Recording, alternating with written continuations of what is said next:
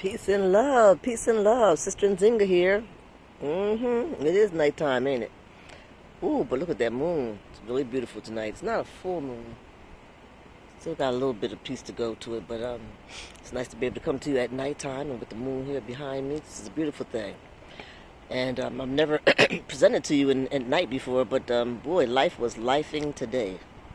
So a little bit of this, a little bit of that, and oh my goodness. So I said, let me just go and see if I can do this right now.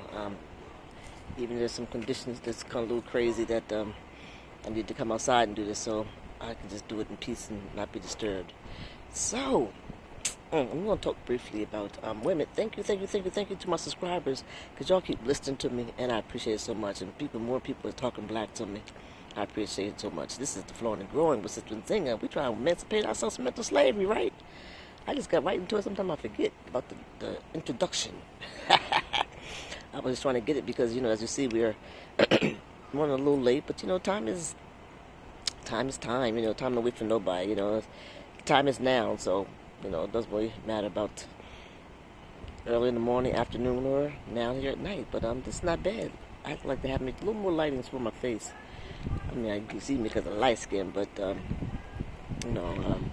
anyway, but you know what I want to talk about today? I want to talk about, some sister stuff. Because I believe that the family structure is such a valuable part of our existence and our strength. And so it's very important to have that mother and father figure there. And it's very important that, then when the elders get older, that, that we take care of our elders. We don't put them in nursing homes, that we live them, and we live there with us, and we take care of them. All that, and generations, society teaches us to kind of come and, have you got yours, I got mine kind of thing. No, but if you just buy a big house, a nice piece of land, if you buy a piece of land, each person can build their home on the land. If you buy a big house for people, just have their section. But just all different ways. I think that we should really kind of keep that thing together. But it's very important because it's the foundation. It is our foundation. So, but sometimes especially in today's world, it's just sometimes a sister or a brother would have to kick their mate to the side because of the relationship is not working. People are not compromising. People are not being considerate. Compassionate. Romantic, all these different things, So sometimes people would do things to stay just to keep that family structure together. But I think it's important that the children not be in that environment to where, things are not good, or where there's not peace, there's arguments, fussing and fighting, bad vibes, all that kind of stuff. You know what I'm saying? So bickering between, the parents. It's best to one of them not to be there, so that one of them whoever's going to take custody has a peaceful raising, a peaceful environment for this particular child. But sometimes that's what has to be done. But what I want to talk about was that sometimes when people will stay just to to do that, and it's not good because the child shouldn't be raised up in a toxic environment. If y'all could do it in peace and not that kind of thing, but not when it's a toxic environment and there's fussing and fighting and bad vibes and cussing and just all the time, or back and forth, or even any time, just not good for the vibrations of the child. So I hope you get my point. You know what I'm saying? So I don't really recommend that, but I do recommend for peace and sanity and for mental health, that sometimes we do have to leave that mate for the betterment of the children, and see, a lot of parents are co-parenting, and but one lives outside the home, so I definitely strongly believe that despite whatever goes on between the adults, that they should do what's best for their children.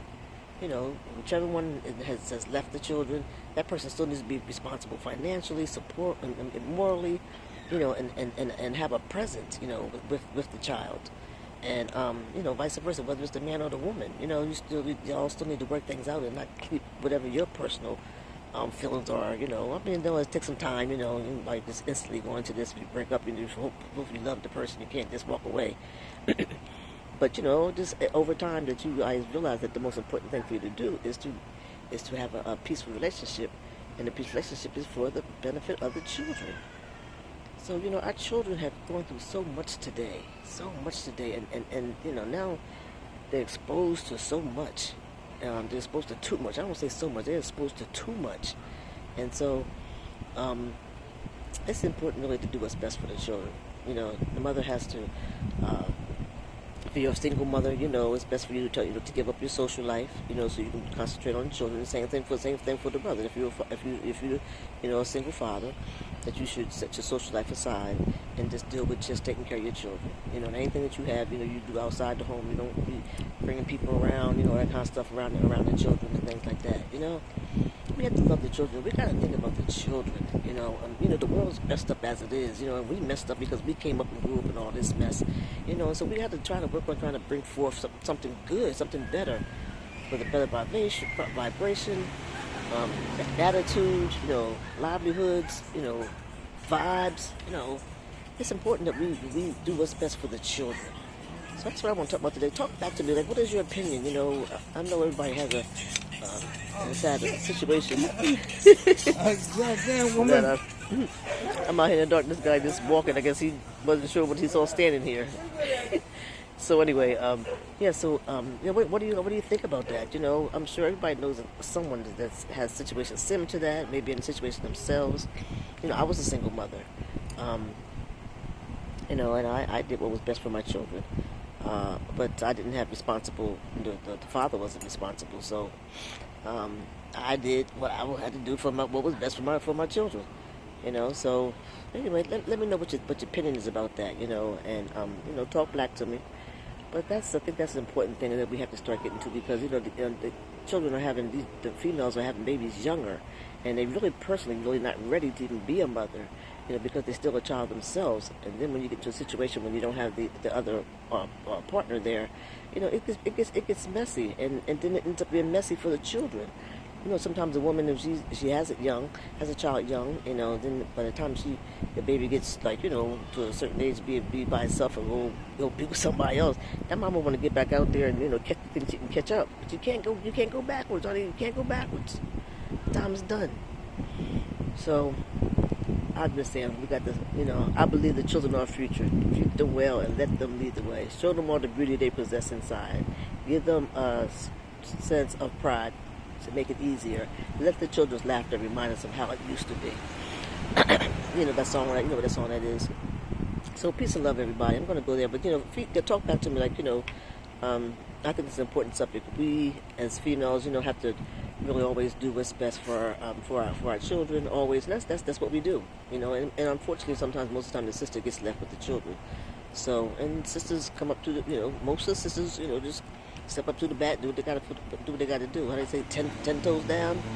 Sister handling the business, but sometimes it's the children suffer. The children suffer and with the adult thing. So I always say, I'll end with this. The problem with the children is the adults.